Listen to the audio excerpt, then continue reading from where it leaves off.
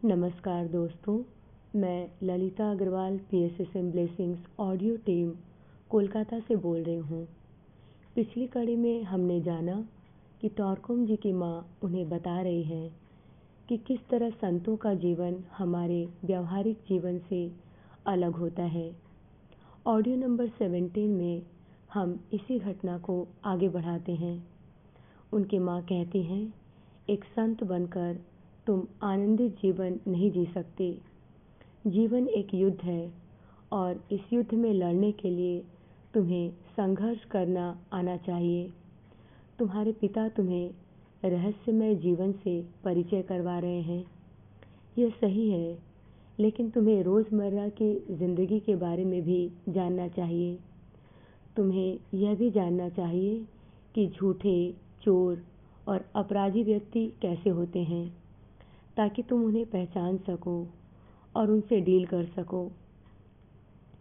मुझे मेरे पिता के लिए बहुत दुख हुआ। मुझे लगा कि मेरी माँ मेरे पिता के आदर्शों को पसंद नहीं करती। यही वजह है कि मुझ में और मेरी माँ के बीच एक दूरी सी आ गई थी और यह स्थिति मेरे लिए बहुत कष्टदायक थी। मेरी माँ ने मेरी नाराज़गी को महसूस कर लिया था और मुझे विभिन्न तरीकों से मनाने की कोशिश करने लगी, लेकिन मुझे उनका यह रवैया ज़रा भी पसंद नहीं आया। कुछ दिनों बाद मेरे पिता मुझे एक विवाह समारोह में ले गए, जहाँ वह वायलिन बजाने वाले थे। एक नदी के किनारे रुककर हम बैठ गए। करीब आधे घंटे बाद मेरे पिता ने मेरी आंखों में झांकते हुए कहा, तुम्हें पता है, अब तुम वयस्क हो चुके हो और अब समय आ गया है कि ज़िंदगी की कठिनाइयों का तुम मुस्कुराकर सामना करो। मैं जान गया कि वह मेरे अंदर की पीड़ा को समझ गए। उन्होंने कहा कि तुम्हारी मम्मी ने तुमसे जो भी कुछ कहा, उससे तुम्हें नाराज़ नहीं होना चाहिए। वह भी तुम्हें उतना ही प्यार करती है जितना मैं। उन्हें जो सही लगता है वह तुम्हें बताती हैं, जैसे मैं तुम्हें बताता हूँ। मुझे मालूम है कि तुम मुझसे बहुत प्रेम करते हो, क्योंकि मैं तुम्हें अपना समय देता हूँ। लेकिन तुम्हारी माँ भी कई तरह से तुम्हारी देखभाल करती हैं, बल्कि मेरे से भी ज़्यादा। तुम्हारे लिए खाना बनाती हैं, घर का सारा काम करती हैं और तुम्हारे लिए प्रार्थनाएं करती हैं। उन्होंने जो भी कहा सही था, सिर्फ उनका कहने का तरीका गलत था। लेकिन तुम जानते होगे कि हर व्यक्ति कुछ न कुछ गलतियां करता है। हम सभी यहाँ पर सीख रहे हैं। हम सब में अपनी अपनी खामियां हैं।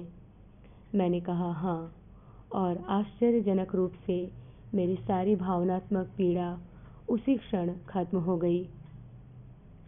मेरी मम्मी ने उनको सब कुछ बता दिया था और वह भी मेरी मम्मी को बहुत अच्छी तरह से समझते थे। मुझे लगने लगा कि दोनों आपस में कितना प्रेम करते हैं और एक बार फिर मेरी दुनिया जैसे संपूर्ण हो गई।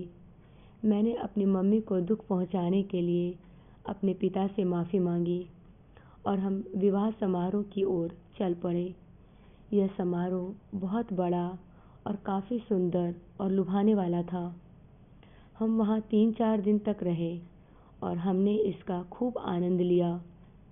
लौटते समय मैंने देखा कि मेरे पिता ने रास्ता बदल लिया है। मैंने इसका कारण जानना चाहा तो उन्होंने कहा, कभी कभी ईश्वर हमें जानवरों के द्वारा निर्देश देते हैं। जैसे अगर कोई सांप हमारा रास्ता काट दे तो हमें अपना रास्ता बदल लेना चाहिए, क्योंकि इसका मतलब होता है कि हम अपने रास्ते में किसी ऐसे इंसान से मिलेंगे जो सांप की प्रवृत्ति का होगा और हमारे लिए खतरनाक हो सकता है। अगर हम कछुए से मिलते हैं तो हमारा रास्ता अच्छा है। अगर हम कबूतरों से मिलते हैं तो भी हमारी राह अच्छी है।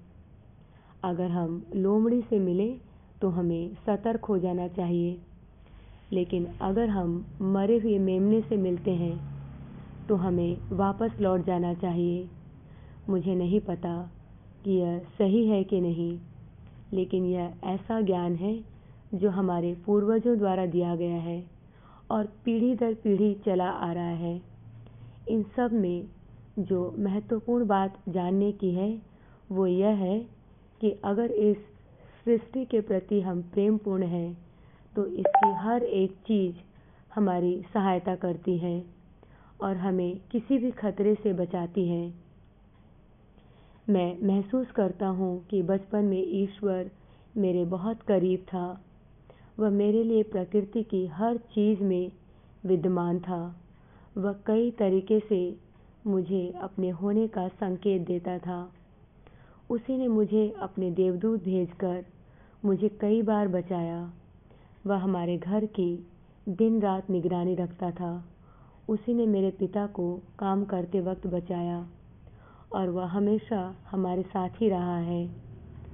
विवाह समारोह से लौटते वक्त मेरे पिता इस बात पर ध्यान दे रहे थे कि वहाँ पर होने वाले कार्यक्रमों से, लोगों के व्यवहार से मैंने क्या सीखा।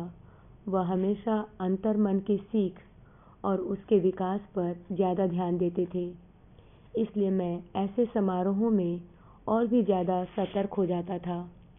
इसी समारोह में मुझे याद है एक दिन बहुत बूढ़े संत व्यक्ति को बुलाया गया था। उन्होंने अपनी बात रखते हुए कहा, शारीरिक स्तर के सारे सुख क्षणिक हैं, लेकिन हृदय का आनंद हमेशा के लिए रहता है। केवल सत्य, प्रेम और प्रकाश का आनंद ही हमें जीवन देता है। इस विवाह समारोह में आप सभी ने इसका काफ़ी आनंद लिया, लेकिन कुछ ही लोग होंगे जिन्होंने उस आनंद के बारे में सोचा होगा जो बाहर से नहीं बल्कि हमारी आत्मा से आता है, पवित्र हृदय से आता है, जो इंसानियत को उन्नत करने के लिए तत्पर है। मैं जो 107 साल का हूँ, इस विवाह को अपना आशीर्वाद प्रदान करता हूँ और आप सभी से निवेदन करता हूँ, उस आनंद की खोज करिए जो स्थायी है। इतना कहकर वह चले गए। इस संत ने और इनकी बातों ने मुझे बहुत प्रभावित किया। उनका एक एक शब्द मेरे मन, मेरी बुद्धि और मेरी आत्मा पर अंकित हो गया था।